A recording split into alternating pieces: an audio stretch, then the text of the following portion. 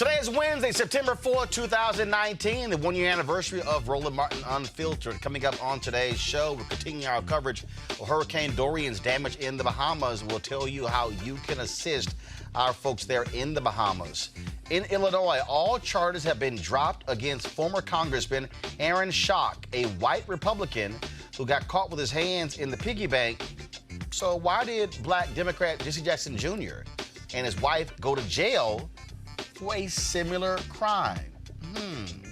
In South Africa, 118 Nigerians have been killed, 13 of them by South African police. The people are calling for an end to the violence there. Also empowering young people to take control of the social and economic futures. We'll break that down. Another crazy-ass white woman gets payback from her neighbors complaining about barbecue because she's vegan. Also, a memoriam to music producer LaShawn Daniels, who died today. And R. Kelly, his trial has been set for April 2020, and he is no longer in solitary confinement. Yippee! It's time to bring the funk on Roland Martin Unfiltered. Let's go. He's got it. Whatever the miss, he's on it.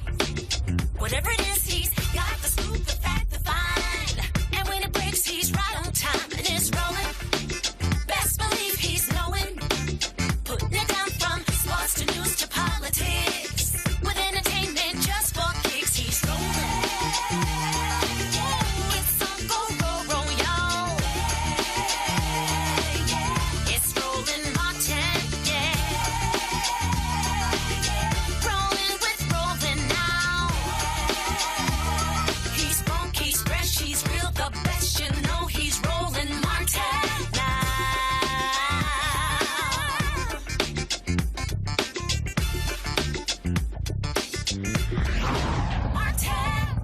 Our folks in the Bahamas still affected by Hurricane Dorian. Massive flooding taking place all across the Bahamas there as they try to recover from a devastating hurricane. This morning on the Tom Joyner Morning Show, I talked with Minister Dwayne Sands, who is the Minister of Health, about what is happening there and what is needed going forward. This is what he had to say. I know the Prime Minister yesterday took a reconnaissance mission. One of your islands, just massive damage, homes flattened, roofs torn off. I know in Freeport, I saw a video. A friend of mine who's a lawyer in Miami, she sent me a video of the airport terminal there just decimated as well. Just can you give our listeners just an understanding of how the Bahamas has been impacted by this hurricane? Well, good morning and thank you. I was privileged to join the Prime Minister on that reconnaissance mission, which was provided to us by the United States of America and their Coast Guard. We flew over Abaco, and indeed, there are some places that are so devastated, it can only be accurately described as almost apocalyptic. The roofs torn off, buildings reduced to splitters. It is obvious that there has been just historic devastation. Now, there are some areas where the wind damage is not as severe, but there's tremendous flooding. There's a challenge with access to the main population center because of flooding and damage to the airport. But we were able to evacuate a number of injured persons over the last 2 days, and a major influx of security personnel, medical personnel, and humanitarian relief will be dropped into Marsh Harbor and the rest of Abaco today. For our listeners, also, I want you to understand that landlines also down there in the Bahamas, and so both our guests are on cell phones. Folks are also using WhatsApp and other devices to be able to communicate. Minister Sands, that's also an issue there, and so being able to reach people, being able to communicate with people is also a problem. Well, fortunately, the Bahamas is an archipelago, a string of islands. And while this has been devastating for Grand Bahama and Abaco, the rest of the Bahamas has been relatively unscathed. Yes, we've had some flooding and wind elsewhere in the Bahamas, but the center of commerce remains open. People are preparing a disaster relief program from the other islands. And so, yes, landlines are out in Abaco and Grand Bahama, but surprisingly, some of the cellular towers remain functional, and we've been able to hear from loved ones and colleagues, even in Abaco, Freeport, and the rest of Grand Bahama. There are a lot of people, obviously, who want to help because of past issues. There are people who don't necessarily want to give to the Red Cross. Is there an official relief set up by the Bahamian government? I know, like in Houston, we see this in other places where the mayor has set up something where it's direct to the people. Anything like that? Has it already been established? Yes, we have. We have established NEMA, which is our National Emergency Relief Agency. Anybody interested can go to the bahamasgovernment.org or just go into Bahamas Government on any web browser. It will then direct you to the method of donating, which is officially sanctioned and which is safe. So we would appreciate any assistance from our brothers and sisters around the world, but most particularly in the United States of America. Certainly prayers and support go to all the folks there in the Bahamas. Those are our people who are affected. And so as we continue to survey the damage, hopefully we will not see that death toll rise even higher. So, gentlemen, we appreciate it. Thank you so very much. Thank you, and have a great day. All right. Also, I talked to Bishop Neil Ellis, who was also on the call this morning. All right, folks. Now, if you want to help the folks in the Bahamas, you can go. Globalgiving.com has established a fund to provide emergency supplies and long-term assistance to help rebuild. Now, Chef Jose Andres and a relief team from World Central Kitchen, they've arrived in the Bahamas to set up kitchens in the affected places. Their address is wck.org, wck.org. Now, of course, they have been on the ground for quite some time. He's actually posted a number of videos as well from there of the work they were doing. Now, this here is a photo that he posted. Go to my iPad, please, of supplies coming in, food coming in via helicopter there to the Bahamas. He posted this about an hour ago. I'm also going to go here on his page for some other. And here's a video here of one of their folks who helped out there in Puerto Rico. Go ahead and pull us up, please. Central Kitchen, and we're here in the Bahamas cooking meals for those affected by the Hurricane Dorian.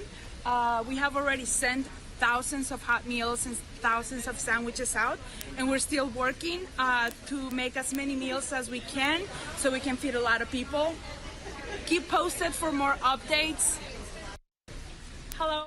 And again, they are doing an amazing job. They're providing food and support to the folks there and who are impacted. Now, he also was live streaming earlier, talking about they were on their way to Abaco. Go to my iPad, please, for that video. Close to 2,000 sandwiches again. Later on, we'll bring water, and we're going to be bringing close to 3,000 hot meals. We're going to deliver in Abaco, and we're going to be able to go to the hospital, hopefully, to take care of that. And we're going to keep cleaning the kitchen at the Abaco Hotel that we're going to use as our first kitchen in the islands. Bye.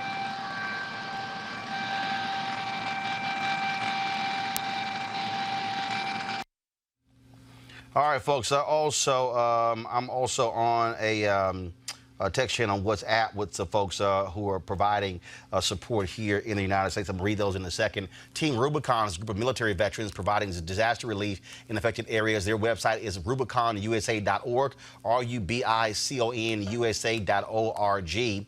Grand Bahamas Disaster Relief, set up by the Port Authority, offers suggestions on where to drop off supplies and how to help on their website. You can go to gbddisasterrelief.org/donate. That's GBD.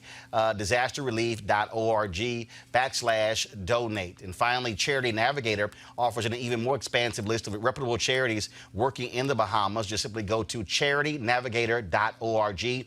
charitynavigator.org. Also, you have folks here in the United States who are also doing some work.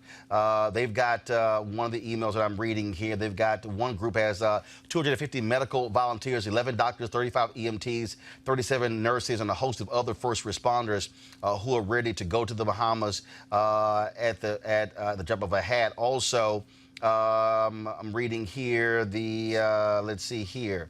The IDB Staff Association will match up to $50,000 funds raised and deposited to the IDB Credit Union Special Hurricane Fund. They're raising funds there. And so, again, there are a number of people who are working out of the D.C. Embassy for the Bahamas as well. And so we're going to have the information for you. Just look at our social media pages. So we'll put all this sort of stuff out so you know exactly where you can give and where your resources can be best used for what's happening there in the Bahamas. All right, folks, got to go to a break. We come back. We're going to talk about a strange case out of Illinois where a former congressman, white Republican, gets a sweetheart plea deal from U.S. attorneys for misusing his own campaign funds. So how is it that he doesn't go to jail, but Jesse Jackson Jr., a black Democrat, and his wife, his former wife, his then wife, both went to jail for the same crime? That's next. Roland Martin Unfiltered. Back in a moment. You want to check out Roland Martin Unfiltered? YouTube.com/Roland S. Martin. And subscribe to our YouTube channel. There's only one daily digital show out here that keeps it black and keep it real. It's Roland Martin Unfiltered. See that name right there? Roland Martin Unfiltered. Like, share, and subscribe to our YouTube channel. That's YouTube.com/Roland S. Martin. And don't forget to turn on your notifications so when we go live, you'll know it. All right, this Friday, if you're in the Atlanta area, you do not want to miss the Ride Money in Motion conference at the Loudermilk Center. I'll be moderating a panel about access and ownership sponsored by Bonji, the only African-American-owned publicly traded cannabis organization in the world. I'll be on that panel with Matthew Knowles, Bonita Money, Ryan Mack, and the whole Bonji family. They'll be front and center discussing entry into the multi-billion-dollar and growing cannabis industry and how you can become a distributor, shareholder, or cannabis landlord. If you're interested in making money in this booming industry, again, $340 billion worldwide, you don't want to miss this day-long symposium. Our panel begin at 2:30. But for a full list of other panels, activations, and tickets, please visit ride.rollingout.com. That's ride.rollingout.com. And so we're looking forward to that. All right, folks, let's talk about this story out of Illinois. It's pretty interesting. So Aaron Schock, member of Congress, rising member from Illinois, Republican. He got busted because he was using his office he was actually using campaign funds to redecorate his office in the theme of Downton Abbey. Don't ask me. I have no idea. Okay, but today he was officially cleared of criminal charges alleging he used his campaign funds for private purposes. This comes 6 months after he struck a rare deal with prosecutors, completing what is known as a deferred prosecution. Now, federal prosecutors in Chicago dropped all charges against Schock after he completed a probationary period. I'm just so stunned by it. Y'all, a probationary period where he stayed out of trouble and paid back $68 grand to his congressional campaign funds that he used for personal expenses. He's also required to work out a plan to pay back taxes to the IRS. Okay, here's why this is strange.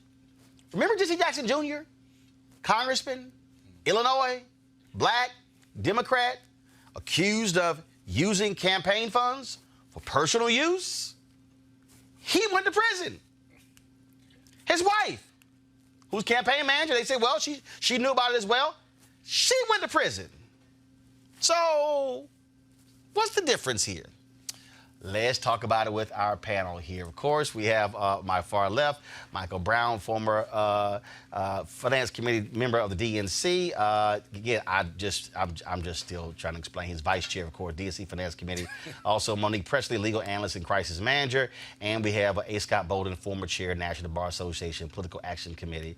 I want to go first. No, you're not going Please first. Let me go first. Of all, first. you're not going first. I haven't seen you in weeks. I want to go first. No, you're not going first because I'm going to go first to somebody who... don't do it. No, I'm going to Michael. Oh. No, I'm going to Michael. No, I'm going to Mike. I'm not dealing with you first. No, I'm going to Mike. He's just as good. No, I or decided. bad. No, I decided right here.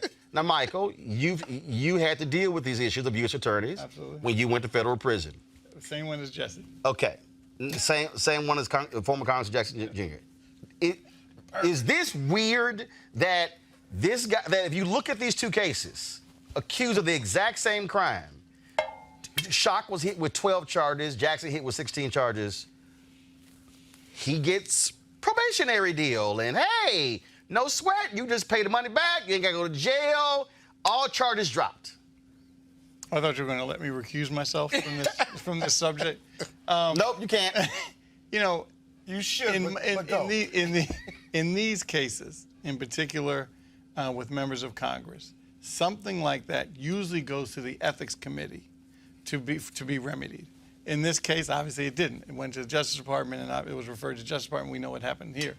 With this gentleman, you know, clearly he has a favorable Justice Department that chose to work with him. I'm doing the best I can. No, but the reason this is strange, Monique, is that first of all, under Congressman Jackson, that took place during the Obama administration. This is so loaded up here right now. Ooh, Jesus. This is abominable. You are doing to your panel right now. It's like we're having 3 conversations and none of them is what's coming out of our mouth. I'm speaking for you. Okay? Oh, God. Okay. No. The deal that he got is not strange. The deal that he got... He meaning Shock. Meaning Shock. Okay. Is not a problem for me. I get that what he got, others did not get. And sometimes, as Scott and I were talking about, the justice system does this in this case and that in that case. On a high-profile matter like this, one thing that matters is... That's rare. D.C. was the jurisdiction for the Jackson matter, and Shock was at home. Maybe the Jackson matter would have turned out differently if that were the case. And then there's also the obvious if it wasn't a black man in America. I mean, okay, first of all, hold on. I'm going to Chicago. No, for all the folks again. So Shock gets this probationary period, all right? Jesse Jackson Jr. got 30 months. His wife got 12 months. Okay, they were accused. Okay, so Jackson, they said spent $750,000. They say this guy spent $68,000. So what is it? The amount of money?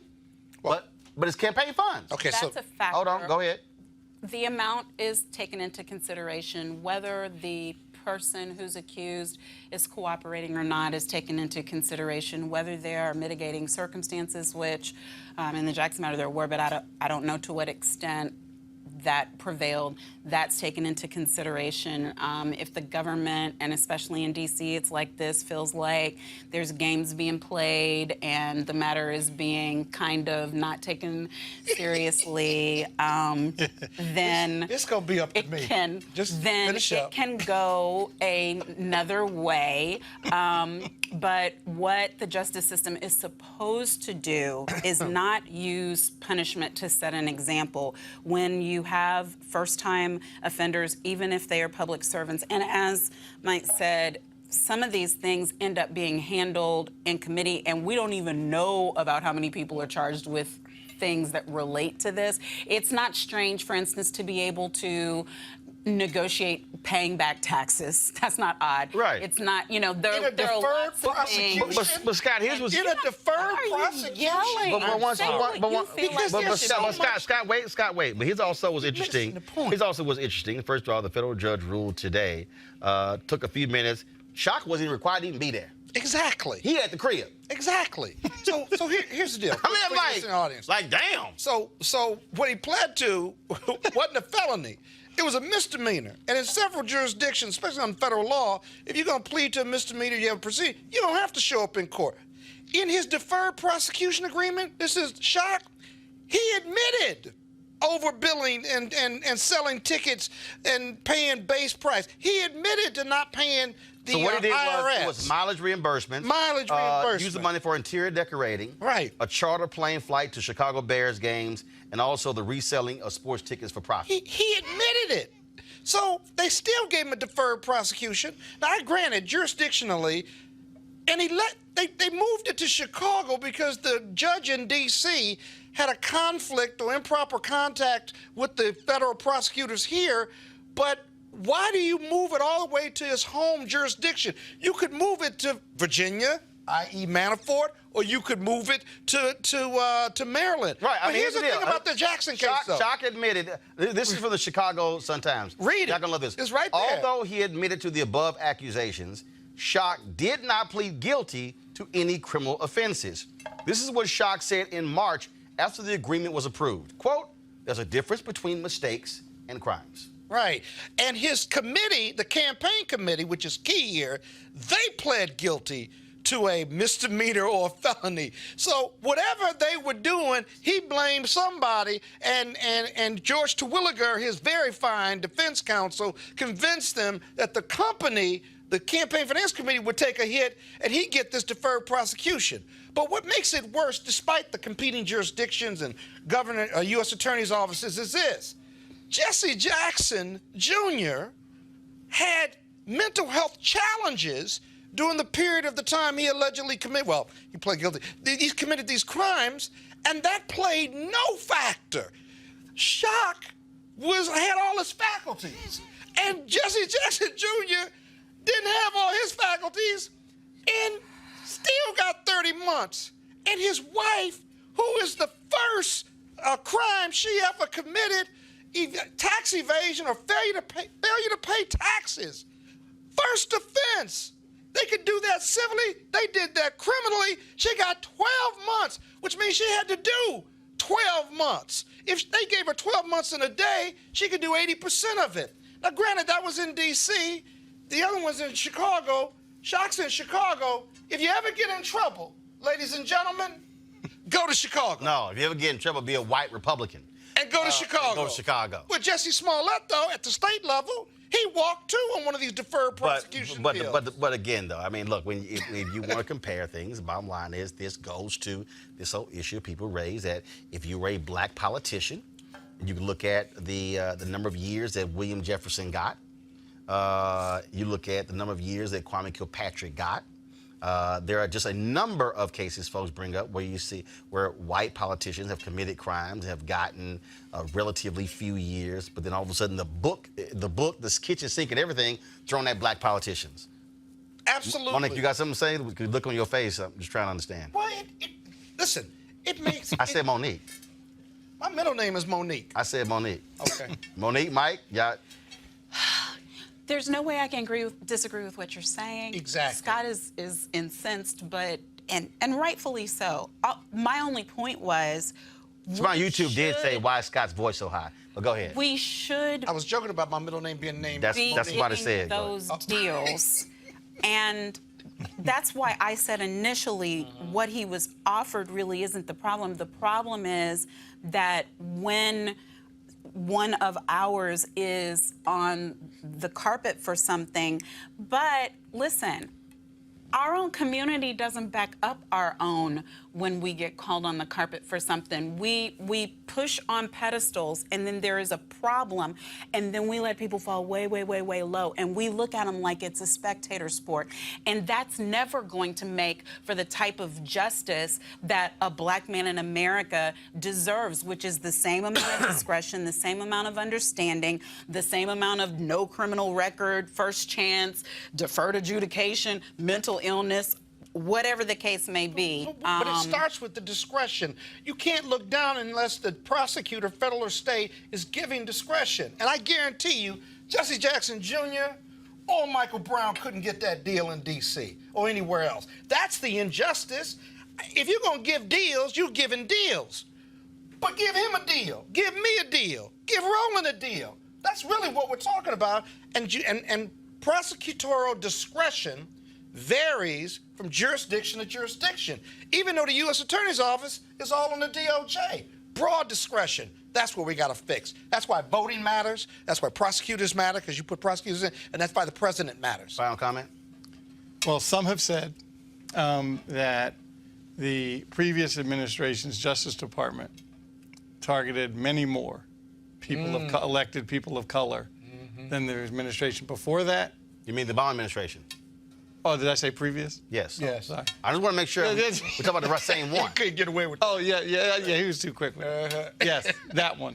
That is what some folks have said. overcompensation. Overcompensation. And to Monique's point, when she was saying, the pedestal thing, watch them fall, that our folks don't do any lift up.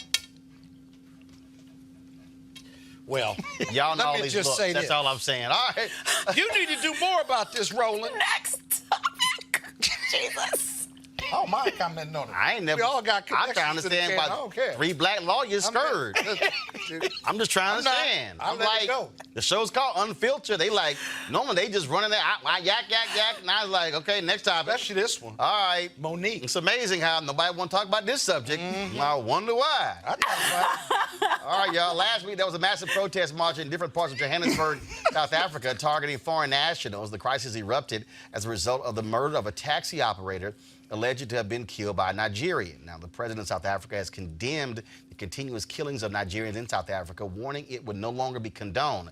So far, 118 Nigerians have been killed, 13 of them by South African police. I mean, that's crazy. That's just crazy. Black on black crime. Okay, you missed that point? You trying to add to that? I was just trying to help. I was just trying to support the show. It's your 1-year anniversary. I might. No, you need to take a. I mean, matter of fact, I thought when you remove said, all are you caffeine. trying to add to that, Remove you meant all- like because I'm about to commit a black on black crime. So I I'm turned just real saying. quick. It was like, I mean, y'all might have want to remove Scott's caffeine because I mean, like you weighed extra as hell. Do I need to call Erica? Man, keep my wife's name out. I'm just saying. Do I need to call Erica? That's all I'm saying. Woo! All right, y'all. I'm gonna go to a break right now. When we come back, we're gonna talk about black kids' finances. We'll also deal with the issue of the American Black Film Festival, a new initiative taking place in London. And y'all know we got another crazy-ass white person. Some things change, some stay the same. This one, a vegan in Australia, pissed off because somebody was barbecuing next door. Baby, just get a rib, call it a day. This is Roland Martin Unfiltered. Back in a moment. You want to support Roland Martin Unfiltered?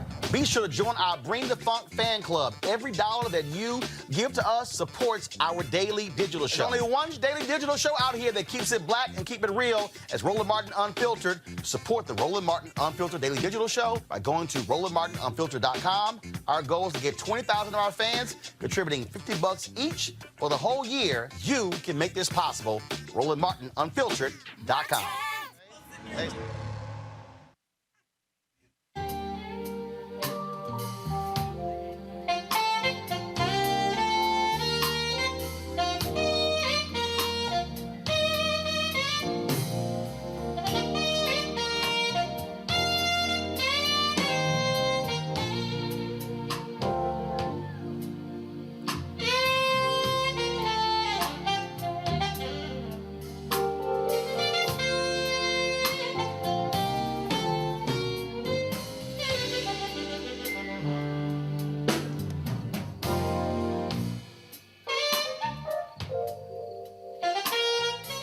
All right, folks, that's my alpha brother, Gerald Albright. He's going to be one of the folks performing at the Luxe Jazz Experience in Cabo, November 7th through the 11th. I'll be broadcasting Roland Martin Unfiltered from there, of course, folks. It's going to be amazing, top-notch music in an upscale destination. It's a weekend-long event taking place at the Omnia Day Club in Los Cabos, which is nestled on the Sea of Cortez in the celebrity playground of Los Cabos, Mexico. Now, the Luxe Jazz Experience, folks, is an ultimate getaway. You talk about amazing music, luxury accommodations, fine food, top-shelf liquor.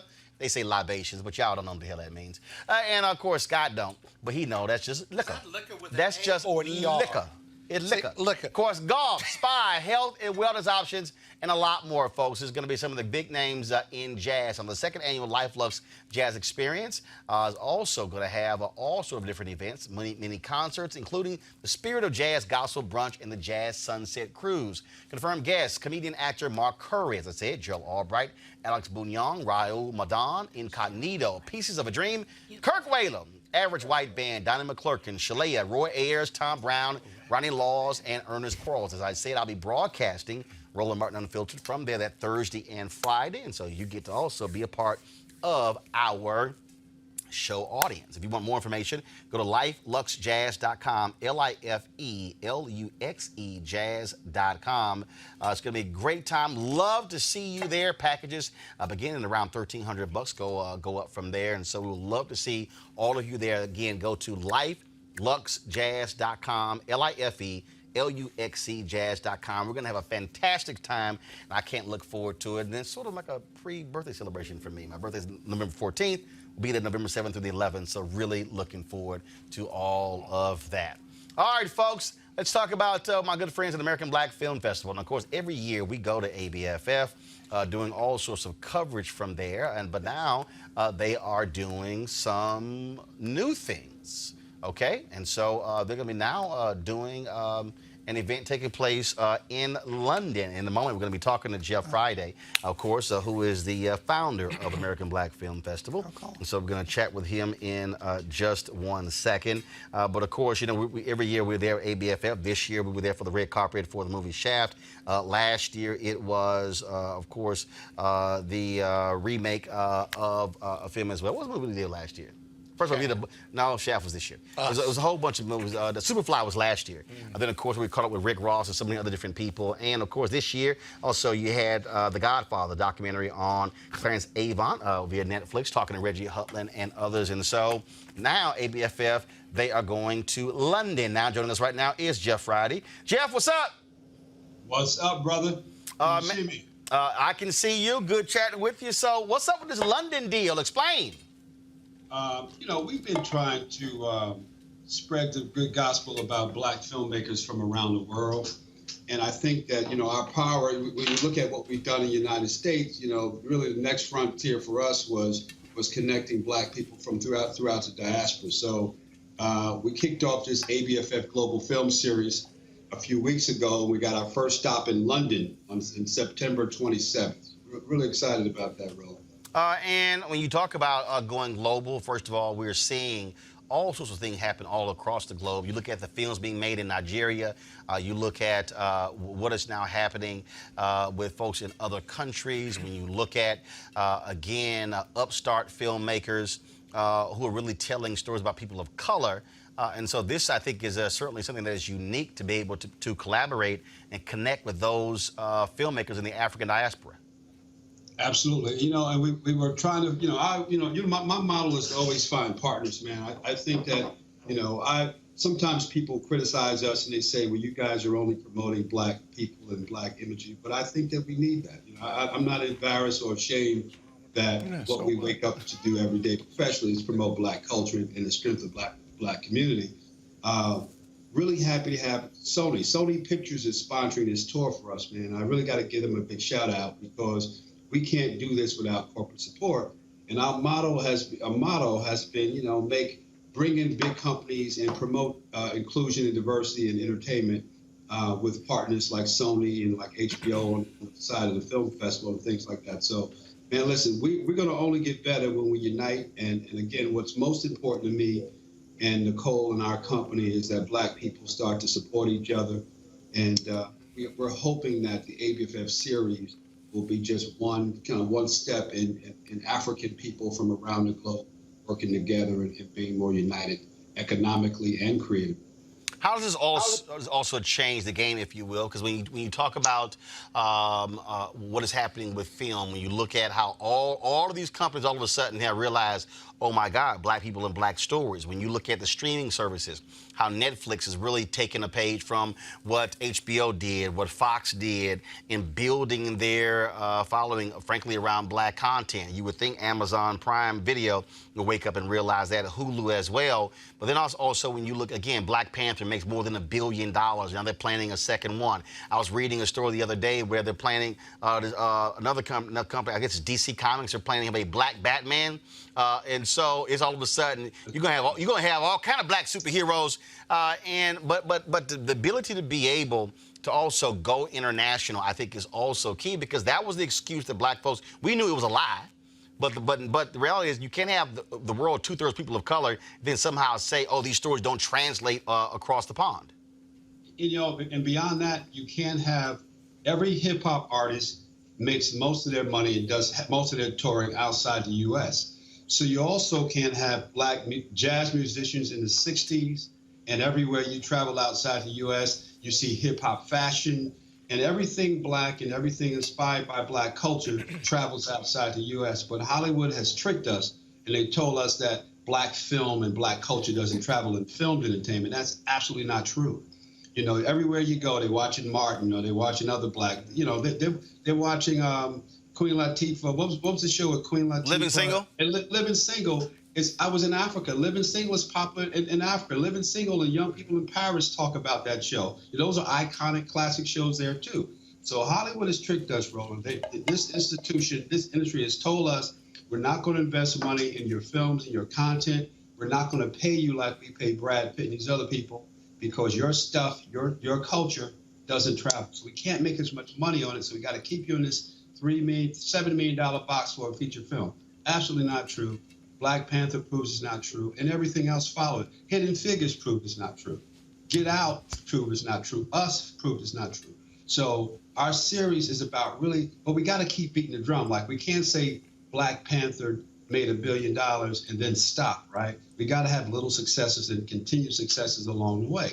So this is really about getting black people in one place, black people throughout the diaspora in one place, and also proving that debunking this myth that our films culture, not our musical culture and our fashion culture, because they're still doing black fashion all over the world, that our film and television doesn't travel and doesn't play outside the globe. And that's when we're really going to be successful in this business, when we stop asking for permission and we just go do it. Well, we've got folks, of course, who watch Roland Martin Unfiltered from the UK. We got fans there as well, and so give them again the information again where they can check out ABF there in London.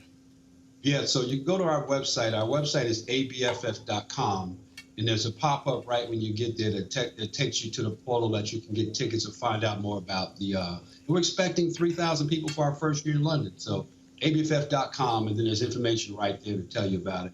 And for those who don't make London, we'll see you in Miami. We're going to be planning Miami again, our 24th anniversary, coming up next June in South Beach. So I know one person that'll be there, right? Yeah, well, of course, we did the show from there this year, just like last year, and we look forward to being there next year as well. And of course, today is the first anniversary of Roland Martin Unfiltered, and I posted this early. You know, I love these people who somehow think that they're like, oh, you know, why are you doing this? And to get people to understand. And so I'm just going to show this graphic here. I was going to do it a little bit later, just for people to understand in terms of what has happened. So this, folks, is actually what we've done in the first year. Y'all can go to it. 100.7 million video views across Facebook, YouTube, and Periscope, and 434,989,797 minutes of content viewed. Congratulations. That's what we had done just in the first year. That's awesome. So again, because then, Jeff, bottom line is if you don't build it, bottom line is you can't say it can't happen. But if you do build it, our folks will support it. We always do. We never fail each other. Listen, send me something. Congratulations. Please send me something to post about this glorious first anniversary, brother. I'll text it to you. All right, man. Tell Nicole what's up. I appreciate it. Talk to you. Thanks a lot. All right. Go our panel here.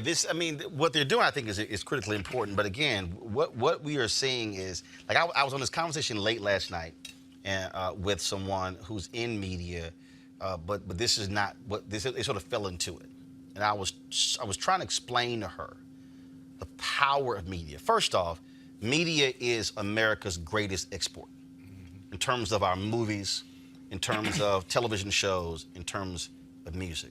News. And how the world looks at this country is defined by what is being exported out.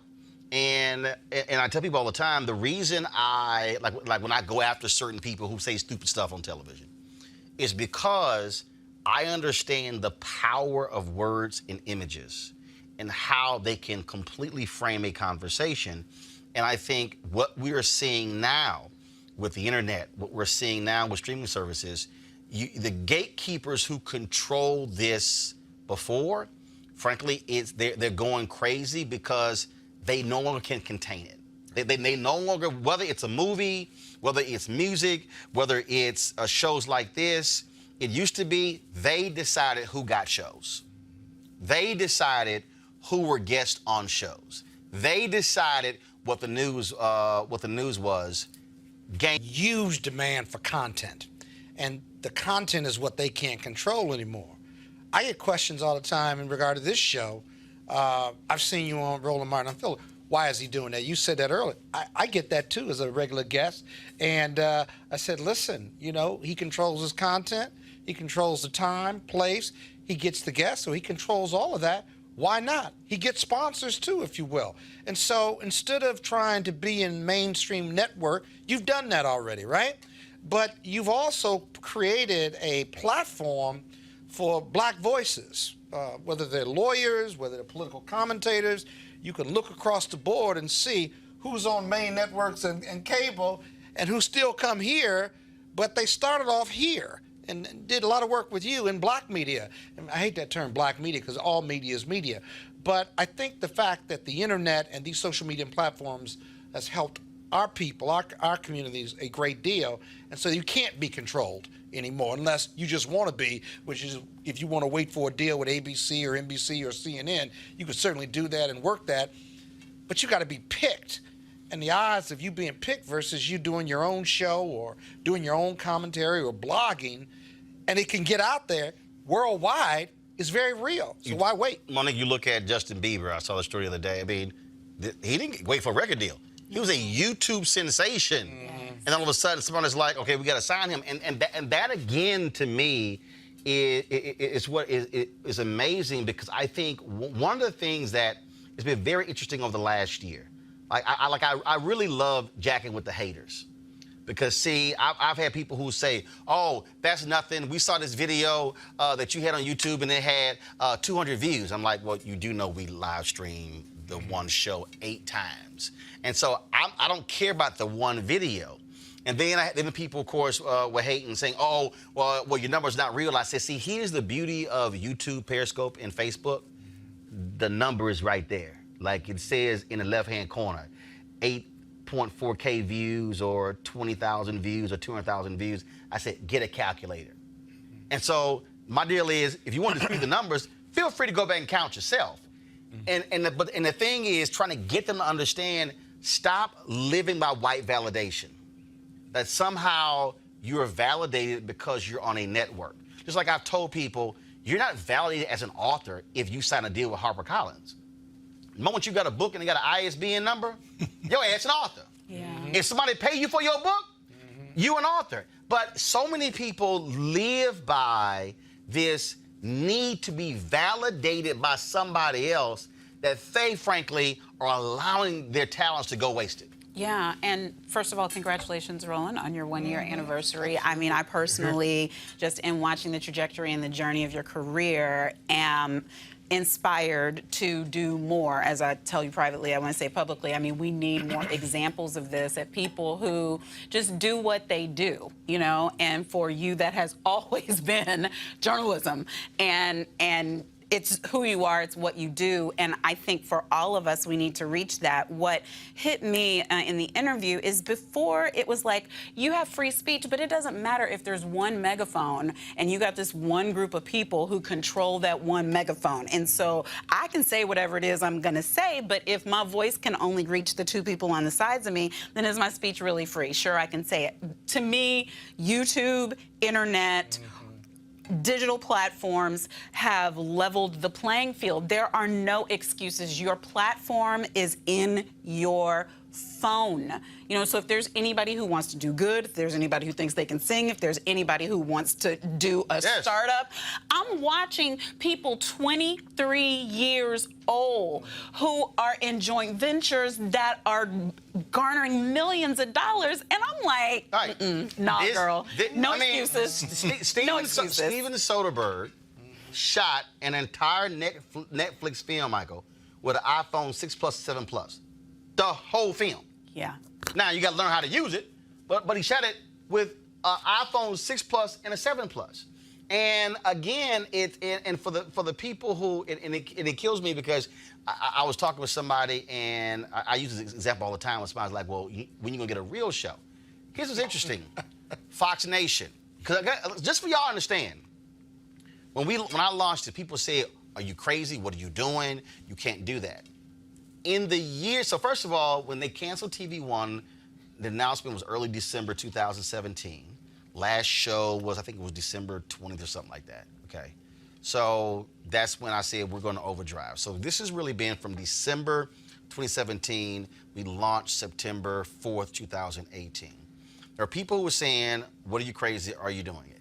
Since I announced I was launching this, Michael, Fox Nation has launched a streaming service. NBC has launched a streaming network. ABC has expanded their streaming network. Pluto got sold for $340 million. Cheddar got sold for $200 million, a post-cable network. All of these people, you look at Disney is pulling their shows off of Netflix, launching their own streaming service to compete with Netflix. Warner Media pulled Friends off of Netflix, launching their own streaming service. So it's interesting that all these other people, major companies, are launching streaming services, are launching news networks for this and for this. The folks are like, you shouldn't do that because, that just doesn't sound right. And I'm like, what the hell you call that? And also, I gave you the number of the viewing. And folks, understand, we also do the audio podcast of this show. Here we go to my iPad. My man Keenan sent me this. And so even our podcast plays has been 455,928 since we launched. So you add that with the video views, you're talking about 105 million. Yep. Go ahead, Mike. Well, and it'll be interesting to see now that everyone has access to these platforms if the rules change. Because the rules always change when diversity enters into the marketplace. This is also why we fought net neutrality. Yes, correct. Yeah. And so we'll see what happens if we're still sitting here in a year and the FCC hasn't started coming down on streaming services. And so we'll see. Hopefully it'll stay open, but usually the rules change when people of color and diversity enter the marketplace. But let me also say this here. Now, here's another graphic I'm going to go to, all right, which is not as large. Can we go to my iPad? So the number of people who actually joined our Bring the Funk fan club. Our target goal the first year was 20,000, giving an average of $5. So we had 2,495. Now, let me unpack that.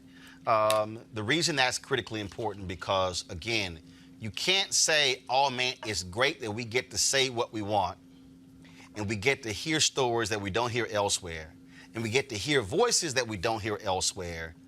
Well, then how are you going to pay for it? The reality is, we as African Americans, we pay for a whole lot of stuff. White folks, Latinos, Asians, Native Americans spend money on a whole lot of stuff.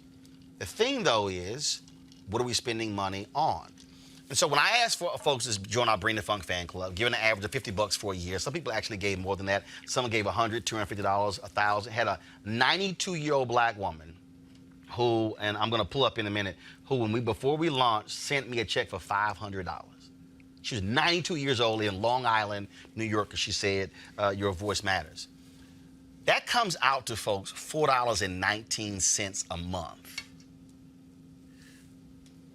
That comes out to, 18 cents a day, whatever the number is. Now let me walk you through that. So this is what we've been able to do over the last year with a very small amount of money. We've done 220 original hours worth of shows. We've done more than 30 one-on-one interviews with folks like Spike Lee, Senator Doug Jones, and so many others. We've live streamed more than 30 rallies, conferences, events that have taken place over the course of a year. All independent, not corporate. Thankfully, I've partners that have also been with us as well. So I'm saying that because we also have to support what we do. Black America would not have been able to get through Jim Crow without the Chicago Defender or the Pittsburgh Courier. If black people did not subscribe to those newspapers, they could not have sent folks to the theaters of war overseas, could not have sent people to investigate crimes of racism and discrimination all across the country. So the point I'm making is, if black folks in 1906, in 1910, 1920, could support black newspapers, then why don't we support black media? And that's why, Scott, I call it black media, because the reality is, if we don't, again, I go back to the first black newspaper, Freedom's Journal, 1827. I know you work with NNPA. Yep. They said, quote, they wrote in the lead editorial, we wish to plead our own cause, too long have others spoken for us. Right. And I get emails every day from people. My son is being railroaded. Can you investigate this? I got an EEOC complaint. People have no, I mean, we literally don't have staff who can follow up on these emails. And so that's why, so when people sit at home and go, man, I love the show, but then you don't contribute in any way, what you're really saying is, somebody else, can y'all go ahead and pay for it? But then when stuff, because here's the piece, we will never get canceled if we support us. Like, there will never be a meeting where I get called into where someone says, we're canceling your show, because I'm the one who calls that meeting. Now, I don't want to have to come on the air one day and say, yo, this is our last show. But the reality is, we have to have black folks who support black media, because if we say, I want it to happen, or I want to see us cover the 2020 election. I got black people right now. Some of y'all are saying, I want to see post-debate analysis. I want to see election night coverage. I want to see all of that. Well, guess what? It don't happen on its own. Car service gets paid for. Staff gets paid for. And so that's why it's important for us. We have to be in the habit of doing just like black people did with black newspapers. You have to subscribe in order for it to continue. Okay, so Roland, that begs one question. Yep. Your show was a morning show. We still need those shows, though. But they don't exist. There are eight networks, cable and broadcast, that target African Americans. They do 1,344 combined hours of content a week. There's not 1 hour of news. Because here's why. Because Sheila Johnson talked about this when OWN was created. The advertisers have created this system where they say, we're going to fund what folks watch. It becomes self-fulfilling prophecy. So therefore, if I put on comedies or dramas or old sitcoms and you watch them in large numbers, and then I put on this news show over here, which is costly. Original content. So let's say that news show is going to cost $3 to $4 million a year. Well, if I can't even break even on advertising on that because of the numbers, I'm going to cancel it. And so people used to get mad at Bob Johnson. Bob Johnson said the E in BET stands for entertainment. The reality is, people say, man, we need this. The question is, will we support it with our eyeballs? And that has to happen. On an absolutely unbelievable, fantastic, great day, we had about 130,000 viewers for News One Now. Now, I argue that if they put the show in fringe prime time, 6 p.m. or even later, we could have a larger number, and I believe we could have. But again, that was a decision that programming makes. The beauty of what we do is, which is why we must stream multiple times, we don't have that problem. Because I'm not worried about, okay, it's coming up, because although we live at 6 p.m. Eastern, we restream at 10 p.m., 2 a.m., 6 a.m., 10 a.m., 2 p.m. We restream twice a day, Saturday morning, Saturday evening, Sunday morning, Sunday evening, and it's VOD, which means you can watch it on demand as well, and we have audio podcasts. And so we give you all of that, but still what has to happen is we don't have to worry about ratings. The difference with us is if that number was... are your ratings. No, but here's the point. If that number was 50 million and we had 20,000 subscribers, that's still no issue. And that's the point. If we still support it, now you're not locked into, I gotta go get sponsors, I gotta go get advertisers, because your subscriber base says, do what y'all do. Build it, we've got the money taken care of. Go ahead. Okay, but here's the deal though. All righty, you make the case for these social media platforms, right? There are going to be more black networks. Eventually, let's say 5-10 years, it's concept, precept, whatever. There are going to be more networks. They're going to be, and the main networks and cable are going to still be there too. If this platform that you're on is so good, right? At some point in time, somebody's going to come calling. Would you go back? Maybe, but here's the piece, you though. would. No. Even with all of this. Scott, you're wrong. Okay. See, because my history already proves you're wrong. The what? I was on TV One. I got paid by TV One before CNN called. Okay. I was at the Chicago Defender. I was doing television when CNN called. I didn't want to leave the Chicago Defender. The problem was the black people who own the Chicago Defender said, we just want this to remain a small community newspaper. I'm like, that ain't my vision. That's why I left. I could have done, and this is why they later apologized to me, because they said, man, that was dumb of us. The Chicago Defender could have had they could have been the only black newspaper in America who had their managing editor, who was a commentator on network television, representing a black newspaper every single day. But they had short vision. Okay, they screwed that up. They made a profit. I was there 3 years. We made a profit my last 2 years. They hadn't made a profit in 20 years. They would have had a bigger profit. Now, I joined CNN. I didn't leave TV One. Election night, 2008. I tell CNN, we want you on the air the whole night. I say, I'll be on the air all night, but I got to leave twice to go do a hit for TV One. They literally said, what are you doing? You're going to be seen in 200 countries. I said, yeah, but they paid me before y'all did. So I never left black media. I had a meeting with John Klein, who was the president of CNN in 2000, this was in 2009. We had lunch, and he said to me, he said, when you going to stop doing this TV One stuff and Tom Joyner Morning Show and all this other sort of stuff? And I said, when you going to give me a 5-day-a-week show? Then I might consider it. 2010, John Klein got fired. 2013, CNN did renew my contract. This is 2000. They did or did not? Did not. Okay. This is 2019, 6 years later. I'm still doing Tom Joyner. I did TV One for another 4 years, 5 years before my contract ended. Right. I'm still doing my speeches and my books. I would have been stupid to give up my black platform on the hope of a show one day on CNN. So, if a network calls, I'm gonna still do this because I own this. Now, if somebody then says, well, we want to do something more expansive, then you know what I'll then do? Okay, we're gonna keep this here. I find me another host, I still own it. See, the stupidest thing in the world is for us to let go of something that we control. Right. I had an interview with Winnie Mandela. CNN said, well, why don't you ask her this, this, and this? I said, why in the hell y'all didn't have somebody else ask the question? I said, I asked what the hell I wanted to ask. They said, well, we're not going to run it. I said, all right, cool. John, give me the tape. I'm running my TV One show. See, so even though CNN, didn't want to run it, it still got on. Right. When Winnie Mandela died, we live streamed the entire interview on Roland Unfiltered, and we were down in Memphis for MLK 50. Right. Why? So if CNN had controlled the whole interview, my interview with Winnie Mandela would have never seen the light of day because somebody there in control said, it's not going to run. But because I control my own show, I said, I'm going to run it over here. That's why I will never let go of my own stuff because I'm not going to let somebody else tell me no.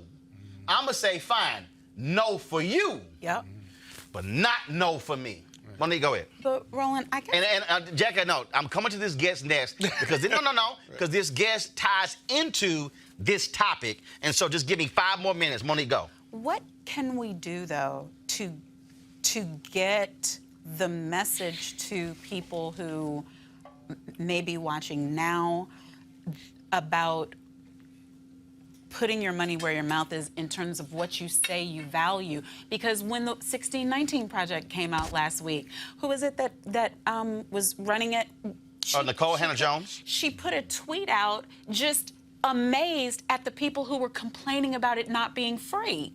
And I'm like, jokers. Right. Are you kidding me? You pay for a newspaper, and they managed to get this body of work done, something that ain't been done. I mean, and you don't want to pay for it. You watch CNN or whoever, you pay a cable subscription. You pay money every month for that. These nails cost money. This hair costs we know the value, and you stay clean. So you know, Scott, we all know. It's not y'all don't hate them. I'm not saying girl, no, check your hair, get that right. Keep them nails right. I'm not advocating against it. I'm saying that this is a much smaller amount that can provide education, information, will have your back when you need it in your community, will cover the stories about the stuff that's going on in your community. How do we get the message out to value First of all, I just think, we got to keep saying it. It's repetition. Today, I've literally sent text messages to about 30 or 40 entertainers who probably collectively in their platforms exceed 75 million, saying, this is our first anniversary. I've already put together, curated 4 tweets. You can just copy and paste. Here's an image, share with your platforms. Now the question is, will they? Yep. See, and here's it. There's no cost. Yeah. There's no, and that, people hit me all the time. Hey, Roland, can you share this? There's no cost to me to hit retweet. Yeah. There's no cost for me to go copy, paste, here's a photo, click, it goes out on Instagram, Facebook, and Twitter. The question is, do we see that? And do we practice that? And that's the real thing, I think, Michael, when we talk about, because even to your point about the New York Times, and that's great with 1619 Project, and I'm not dissing it, but that ain't black media. Right.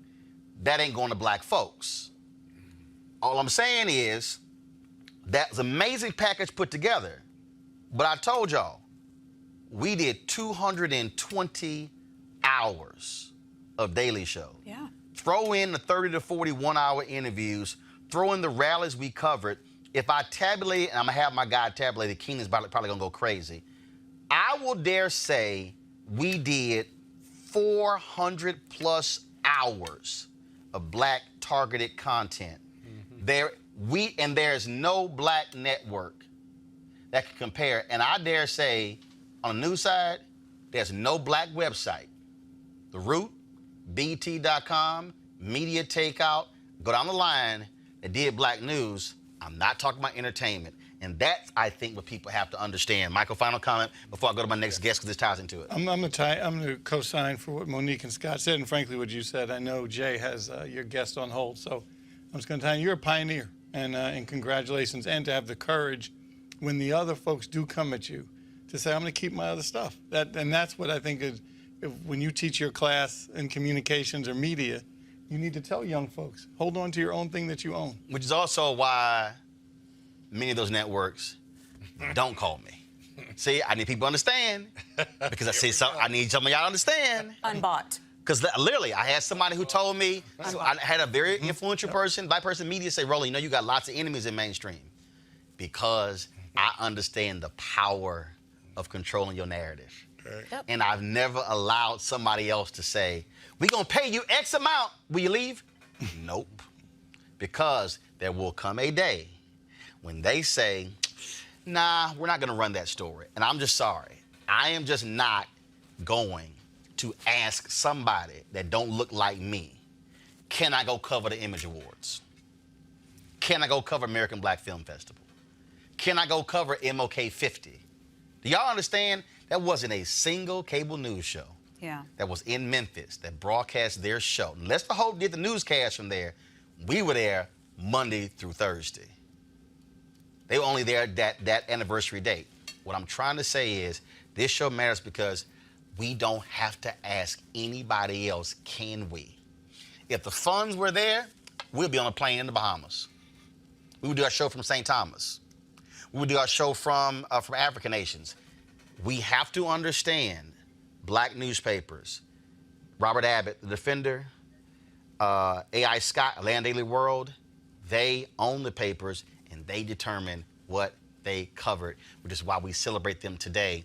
We should not talk about black media only in terms of the past. We should be talking about today and the future going. So trust me, the vision ain't just me having a show. The vision is literally building a digital network with multiple daily and weekly shows, with interstitials, with other reports.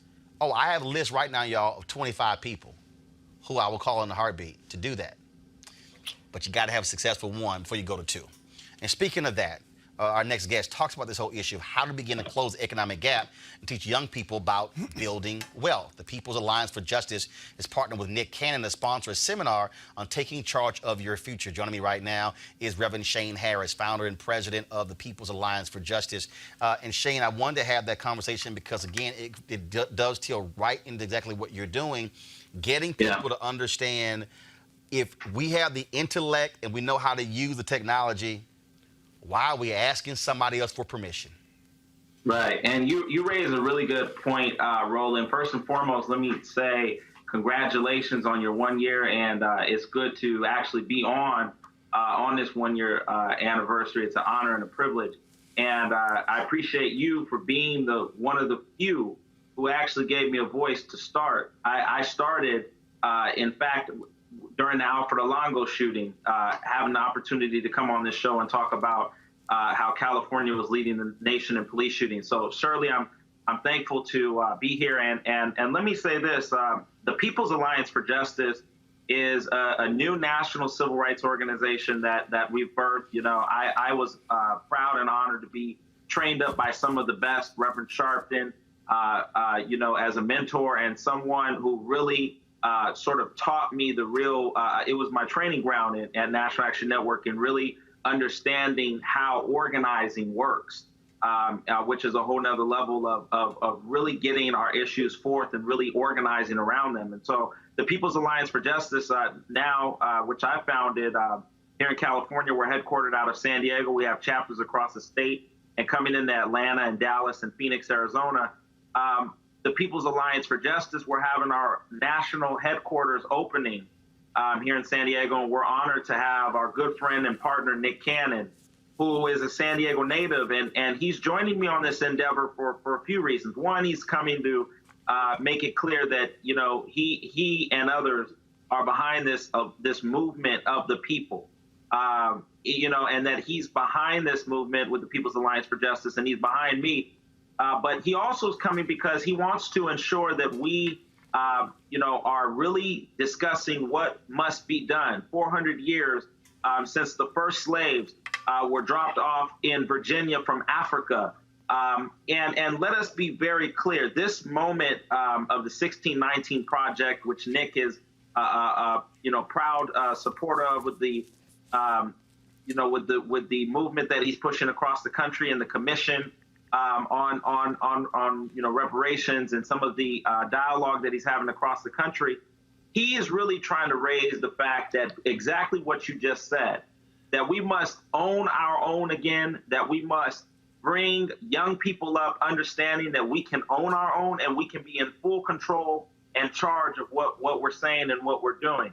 And so we're going to be having a discussion at this national headquarters opening about economic empowerment. We're going to be talking about how young people can get their business startups, and even he's even looking into ways that he can partner with us to fund young people that are looking to start their businesses. So we're going to be having real discussion around 400 years after the first slaves were dropped off, how we can get back to owning our, you know, having our own radio shows, having our own television, having our own, you know, our own company, our own hairstyle, our own, you know, our own restaurant, and really coming into our own is what this event is all about. We're really excited about it.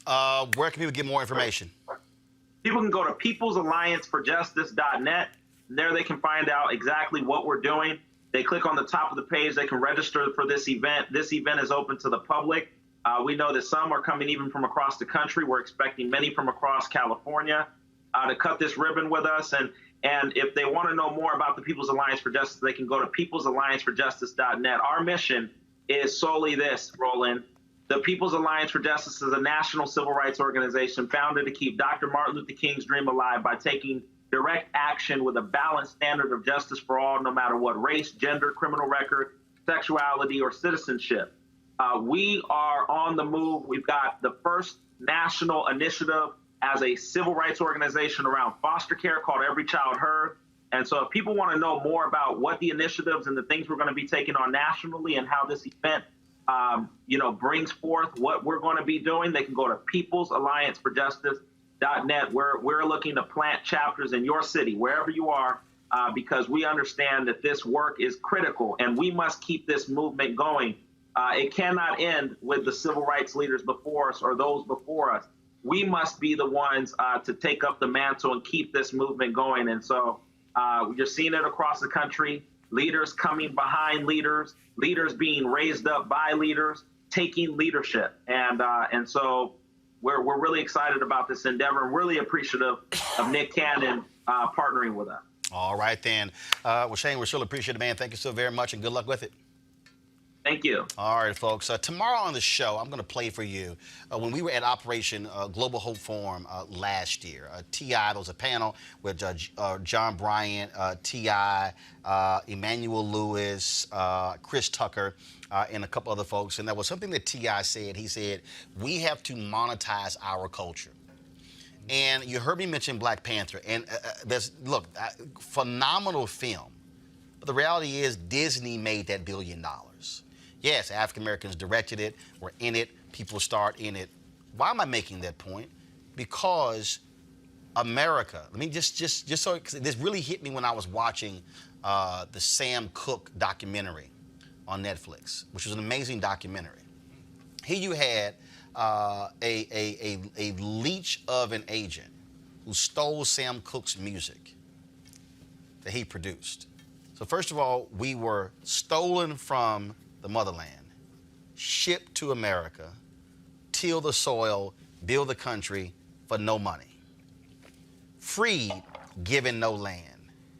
92 years of Jim Crow, denied opportunities. Still fighting for full freedom in America. Then you had what's our most basic core talent? Music, singing. Folks stole the music rights from our singers. Now, we see documentaries and movies on those same people not being made by us. Yeah. Some of y'all gonna get that in a second. So I'm watching this and I'm saying, well, why in the hell we can't make a documentary about Sam Cooke? The BBC, an amazing documentary on Teddy Pendergrass that aired on Showtime. The BBC. Yeah. What I'm saying is we have to create, as T.I. said, we have to monetize our own culture. There are amazing stories worthy of doing documentaries. I got two that are off the chain, and it's just a matter of somebody saying, let's do it. But this also requires Black folks to collaborate. So just so y'all understand, I've met with nearly every major Black media company over the last year. Has any one of them wanted to partner? No. You can't have Black folks who are living in these silos because we don't have big enough scale. You got to be able to have scale. But it's also understanding, to Monique's point, how do we get people to also understand the power of giving? I have 2.4 million social media followers. Forget 10%. If only 5%, I don't want to put this in perspective, if only 5% of my social media followers actually gave $50, that's it, $50 each, that would fund this show for the next 6 years. I didn't say 6 months. I said 6 years. Trying to get us to understand what that means. That means creating more shows, creating something larger. There's no reason in the world we shouldn't be doing not 100 million views in a year. Imagine having 5 or 6 other shows. And now we're doing 4 and 5 and 600 million views in a year. Now you have more shows, more voices. Now you have an opportunity. Shane talked about young people. I'm 50. I will challenge any millennial when it comes to understanding technology. Come on. Because see, I haven't stopped learning. Yep. We must understand. Trust me, my nieces will tell you when they come to me, Uncle Roro, I don't know what's happening. Can you fix this? Because learning doesn't stop when you get older. What I need you to understand is this here. You can say, man, can't you let it go? The answer is no. Because I told you what my greatest fear is. My greatest fear, with us being 24 years away from America becoming a nation majority people of color, that at the current trajectory downward, Black America will not be in control of our narrative. We will be asking somebody else to cover us. We'll be asking somebody else, can you please write about us or do an audio podcast or do a video? That should never be the case. We have to control our own destiny and monetize our own culture. So we got, again, the number's 2,495. You should be one of our fan club members. You should join. Look at the numbers again, right here. Right here, 2,495 members. Right here. We look at how many followers we got on Facebook, Periscope, YouTube, Instagram. Right here, 455,000 people listen to our podcast. Right here, total views, 100.7 million, almost 435 million minutes. Go to RolandMartinUnfiltered.com. Join our Bring the Funk fan club because we got some great stuff. We want to be on the road in 2020. I've got several presidential candidates who've already committed to doing a black male-only town hall. Who else is doing that? I've got 2 who've already committed. I'm talking to the top 6. I've already connected with all 6 of them. What I'm trying to let you know is that it only happens when you control it. Because here's the deal. I don't need MSNBC or CNN to do it. I own my own cameras. I own my own live streaming equipment. I have my staff. I don't have to ask anybody, can y'all help us do this? Y'all, we can literally do this ourselves. We don't have to ask somebody else for permission. But if we don't support it, no, that can happen. Again, I want to thank all of you for supporting us over the last year. I want to thank our panel. Great conversation today. I'll see you guys tomorrow. Crazy white people. No, I push it off for tomorrow. Trust me, it's enough of them. If I can do it every day. Fan club, does First that mean of all, I own the show? the fact that you keep saying "if I give" means you have not given in the past year. So you really, really didn't want to open that can of. You did not open. Who's my largest giver? Your largest giver. I'll tell you right now. Now, let me also say this here. I'll give them a shout out. Okay. The National Coalition on Black Civic Participation, Melody Campbell's group. Out of all of the civil rights groups, they give us $1,000 a month. Really? Wow. What's your largest individual giver? $1,000 a month. Okay, your largest individual. That's what they give us as well. Who's your largest individual? That person doesn't want to be mentioned. So it's confidential or it's anonymous. Yeah, but it's $1,000 a month. That individual too? It's an individual $1,000 a month. So why? You trying to beat that? I'm thinking about it. You made a great case. It's been taking you 365 days. Well, I feel as a guest that perhaps I'd be conflicted if I gave money because it may affect my commentary. Need your ass. See, that's the difference, right? That's the difference right there between a Kappa and an Alpha. That's right there. That's right there. Tomorrow, I'm going to give a shout out. I'm going to show the slide of our partners who've actually helped us. And again, AFSCME. Again, matter of fact, you said AFSCME. Everybody, they've been our biggest donor. AFSCME, they came in. They were the first. I talked to them on the last day of News One Now. 24 hours later, they were in as our first sponsor. But Lee Saunders being an Alpha. That's what happens when Alpha step up. Oh, it would be great if a Kappa did that. But it hasn't happened. It hasn't. He said it would be brilliant. Oh, it would be you know what that's called? That's called fictitious thinking. No. All right, y'all. I see you got. Scott. Okay, would you start talking about the nukes if I give $1,000, $1,001 every month? You haven't done it. But if I did, would you stop talking about You haven't done it. No. Would you have a cane? Could I give you a cane? Here's the deal. If you do $2,000 a month, I'll stop talking about y'all for at least 6 months. That's not good enough. That means you're a weak negotiator. All right, y'all. I'll see you guys tomorrow right here, Roland Martin Unfiltered. Holla!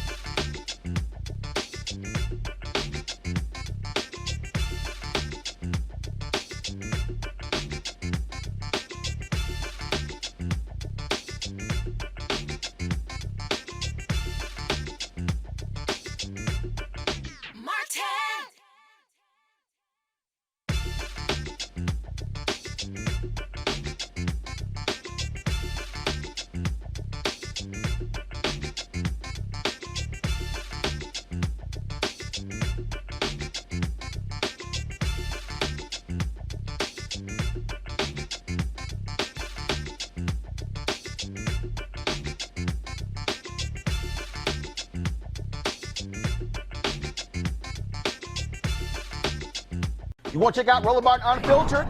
YouTube.com/Roland S. Martin. And subscribe to our YouTube channel. There's only one daily digital show out here that keeps it black and keep it real. It's Roland Martin Unfiltered. See that name right there?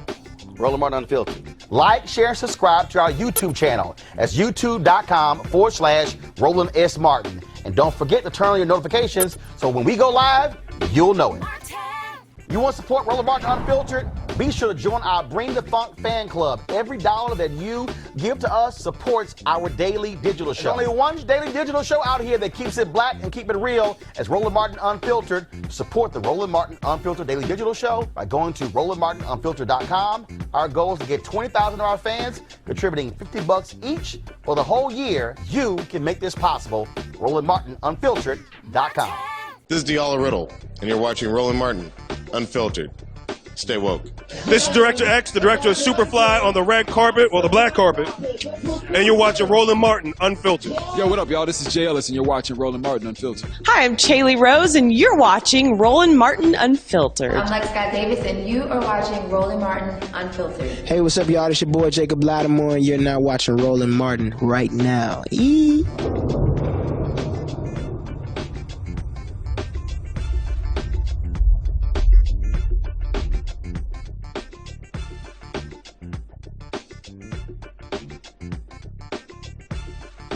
Hey fam, want to check out Roland Martin Unfiltered, the blackest show on all of digital, cable, and broadcast. Check out our audio podcast.